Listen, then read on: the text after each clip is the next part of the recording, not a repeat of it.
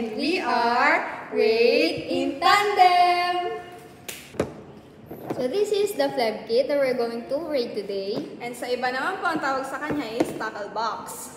And then, ito yung laman nito, yung karaniwang ginagamit ng mga medtech students pagka need nilang mag-draw ng blood. Yes, and today ang gagawin natin na i-identify natin kung ano yung laman nila at i-explain namin kung para saan sila ginagamit. So, what are we waiting for? Let's start! Tcharam!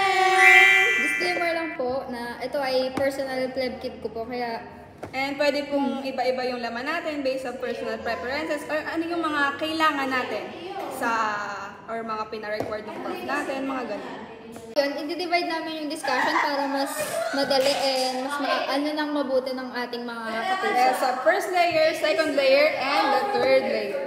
So, let's start. So, first layer, yung mga syringe. Meron tayong 3 sizes, or ito, yung 5cc or 5 ml, then yung 1cc, 1 ml, then yung, alam na? 3cc. 3cc.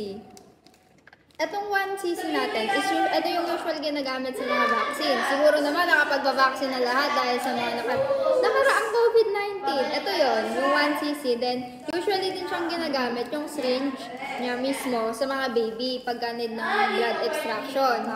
Konti lang, 1 ml lang, ganun. Yes. Then, from our prof, yes. Ang recommend niya sa atin ay gumamit daw kami ng Terumo. Okay guys, hindi po ito sponsored pero Terumo po ang aming brand na ginagamit. Kasi matalim daw po siya, sabi ni sir. And sabi po niya ay yung gawa daw po sa Philippines, not China kasi matalim siya. Support local. Only Terumo can touch my skin. Yes! then, proceed na tayo sa alcohol. For alcohol, syempre, para may antiseptic tayo. Makakontaminate ang mga bagay. Guys, dapat 70% alcohol. Para mamatay talaga ang mga germs and bacteria, mga pathogens, and then Isopropyl, and syempre, baka naman gamit kayo ibang alcohol dyan. Then, meron din tayong mga alcohol pads for disinfection during blood draw, which is yung, pwede naman sa yung benepuncture site. Yes, before mag-extract. And then, next is yung micropore. Ito, ginagamit siya para ma-secure yung cotton natin. Syempre, after na blood draw natin, magagamit tayo ng alcohol. Ng cotton. Yes. Para ma-secure yung place, yung venom area or benepuncture site and hindi magkas ng hematoma.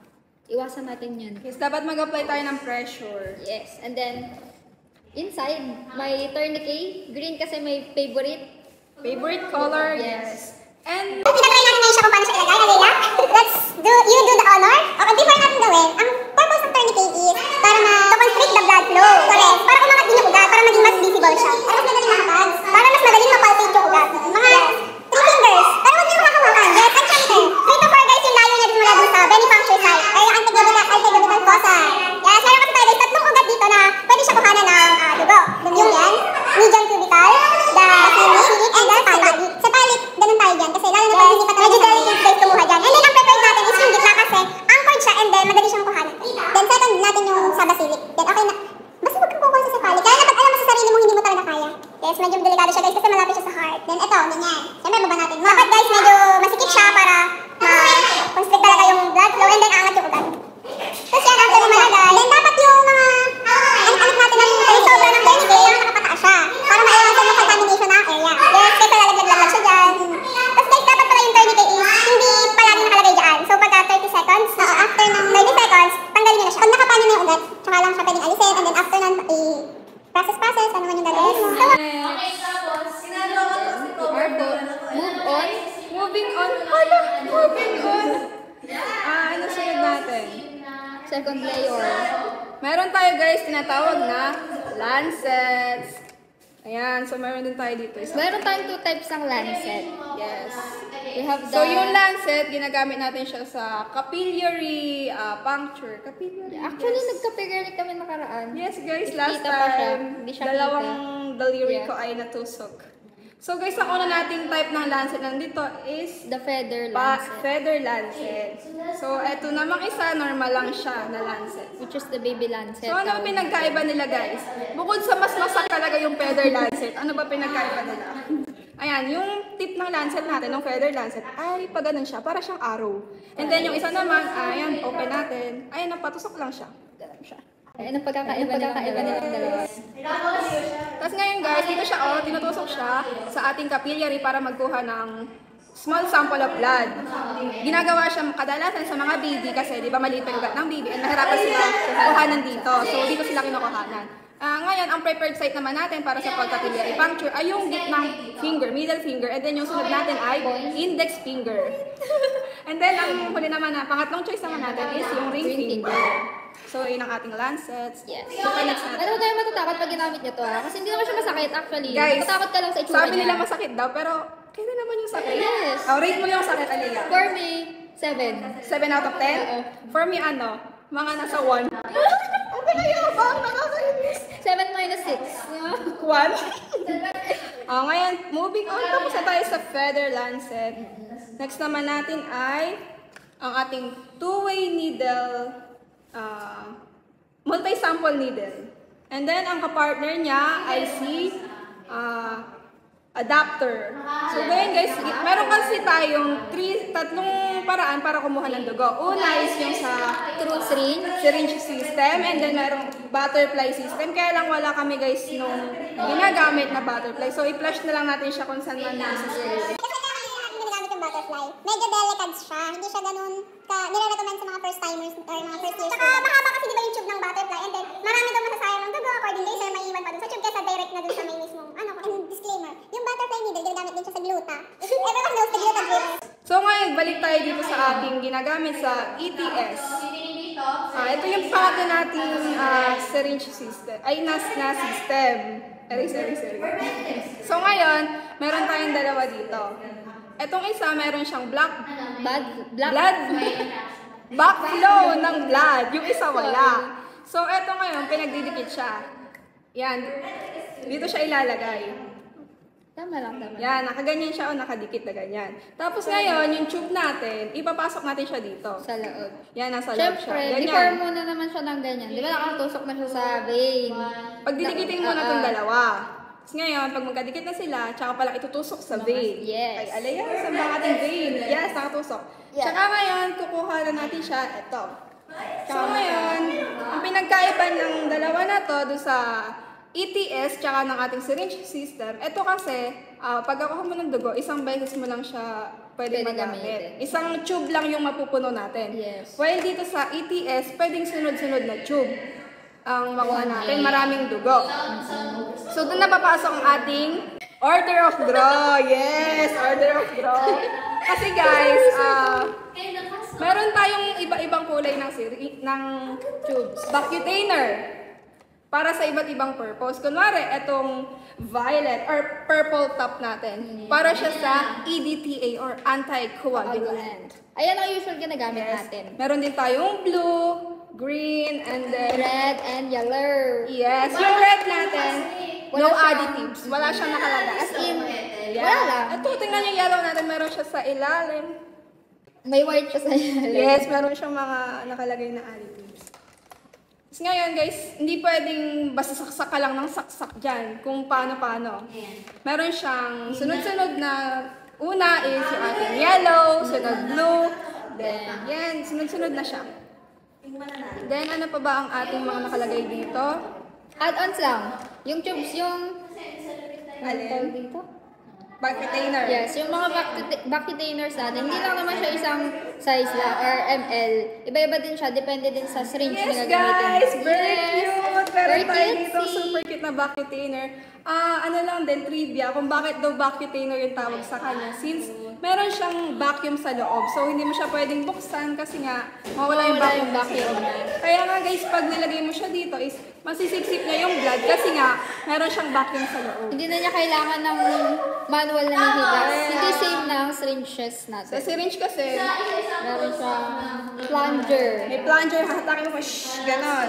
Dito, pagkasaksak mong ganyan, automatic na kusang magkukuha yung dugo. Yes. Tapos hanggang maubos na yung vacuum niya sa loob, mag-i-stop na yung pagkuha ng dugo.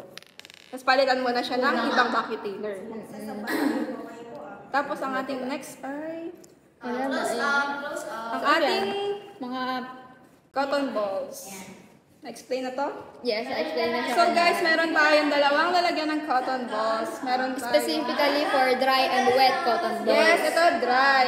So yung wet muna, wet. Una panglinis siya ng side, yung sabi nga kanina ni Pag wala Ate tayo, Leia. alcohol pads, Yes. pwede siya sa Pag medyo luwag-luwag. nakaka-LL. Yes, pwede tayo mag-alcohol pads. Yes, pero Then, pag wala, magano muna tayo, tipid-tipid sa cotton balls. ang Tas- gagawin lang naman doon para maging wet is lalagyan mo lang ng alcohol. Yes, tapos guys, ganito yung ginagawa pag after ng venipuncture.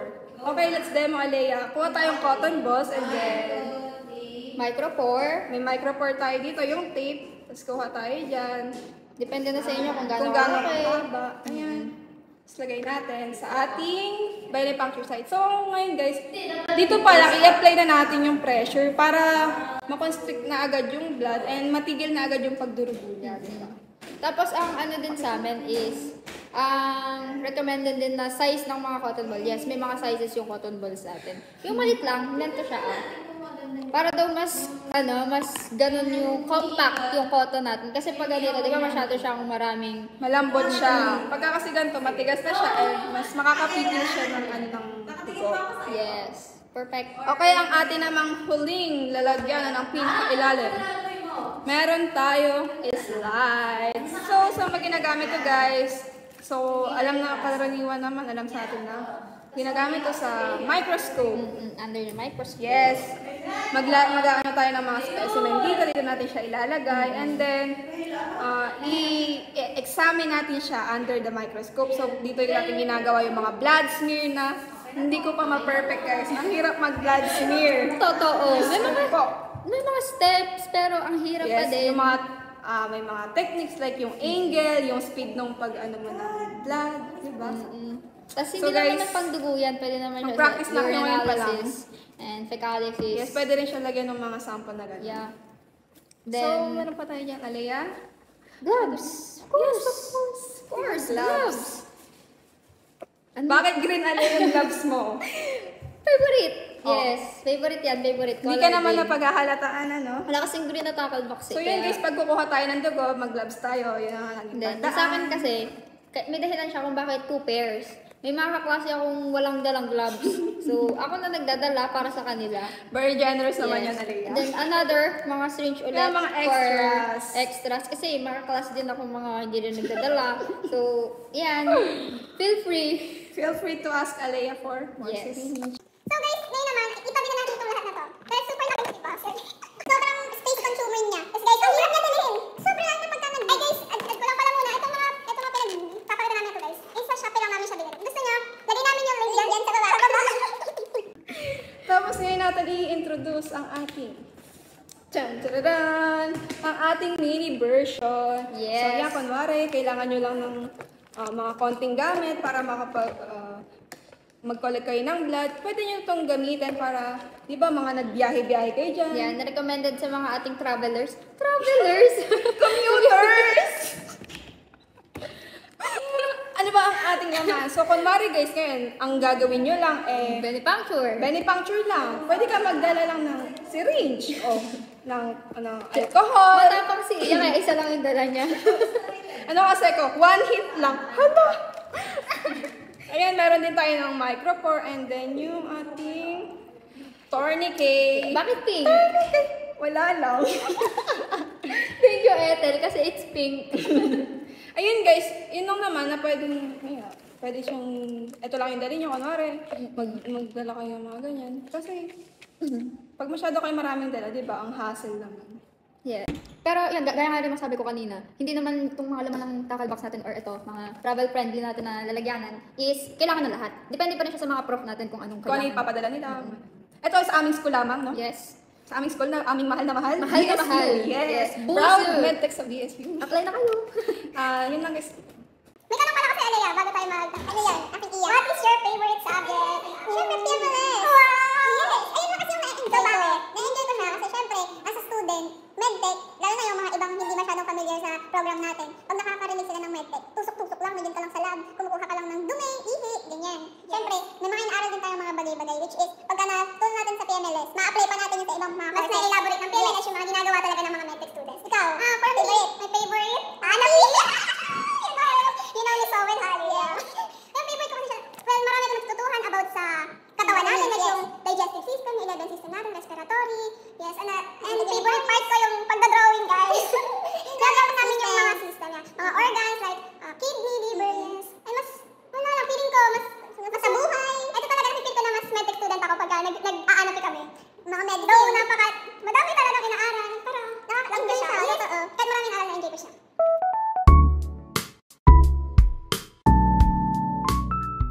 Guys, let's start.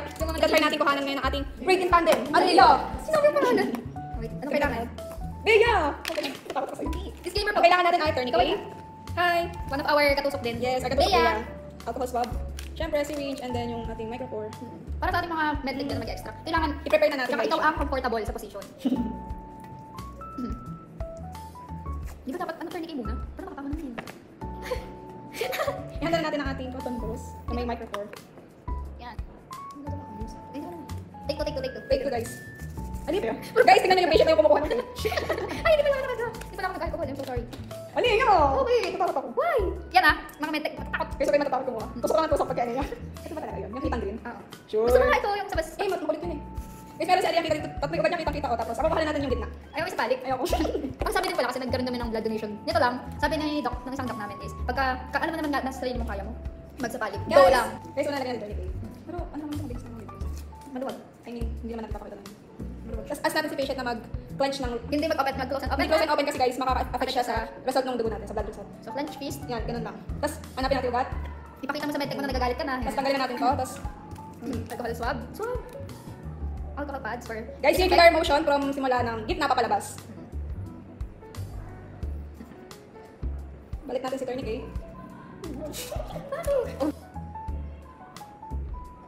Disclaimer ha, pag hindi ka mag-gloves, kasi mas madali talaga allocate ang mga dugo, mga veins natin. Pag walang gloves. Saka tayo ng syringe. Laro mo guys, laro mo. 3M. Lago na yan. China yung tarungan natin today.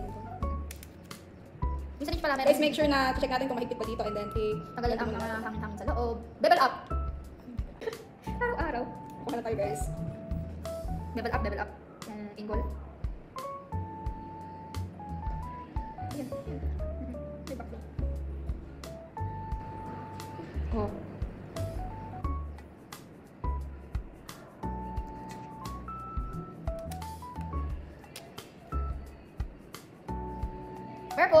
Perfect. Ay guys, walang hininga. Oh my god, gusto ko.